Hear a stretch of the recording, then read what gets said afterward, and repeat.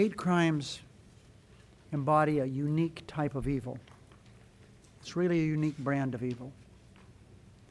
A violent act may physically hurt just a single victim and cause grief for loved ones. But hate crimes do more. They distress entire communities, entire groups of people, and our entire country. Bias-motivated violence chips away at the very foundation of our society, and it spreads fear and distrust in our communities. Last week's shooting at the U.S. Holocaust Memorial Museum reminds us, as the museum itself does every day, where the spread of hatred can lead.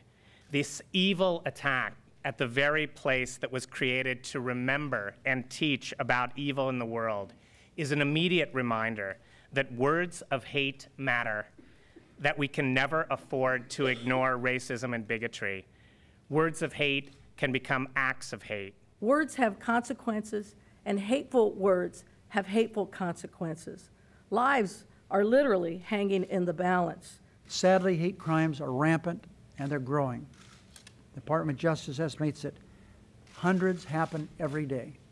The hate crimes legislation will help bring justice to those who intentionally choose their victims based on race, color, religion, nationality, ethnicity, gender, disability, or sexual orientation. But right now, state and local governments are on their own when it comes to prosecuting even the most violent of these acts and conducting the most extensive and expensive investigations. They're on their own. State and local governments will always come first. They should. Under our legislation, they will. But if they're unwilling or unable to prosecute hate crimes, and if the Department of Justice believes this may mean justice will not be served, this law will let the federal authorities lend a hand to state and local law enforcement. This legislation, as Leader Reid said, will provide a necessary backstop by permitting federal authorities to provide training or direct assistance in these state hate crime investigations, and by allowing federal prosecutions when state and local authorities are unable or unwilling to act. We must not be afraid to call these crimes what they are. The vast majority of American people know that this is the right thing to do. Hundreds of legal, law enforcement, civil rights, human rights groups, like those with me here today, know this is the right thing to do. And I personally know it's the right thing to do.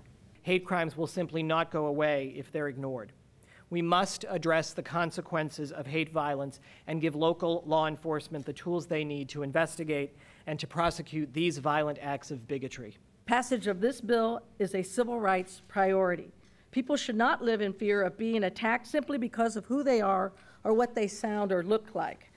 Hatred that leads to violence is a matter of fundamental concern for the nation, and although bigotry cannot be legislated out of existence, a forceful moral response to hate violence is required of all of us. In the wake of these recent attacks, now more than ever is the time to pass the Matthew Shepard Hate Crimes Prevention Act. If our country doesn't stand up for people like Matthew Shepard and his mom, Judy, if we don't stand up for what's right, who will?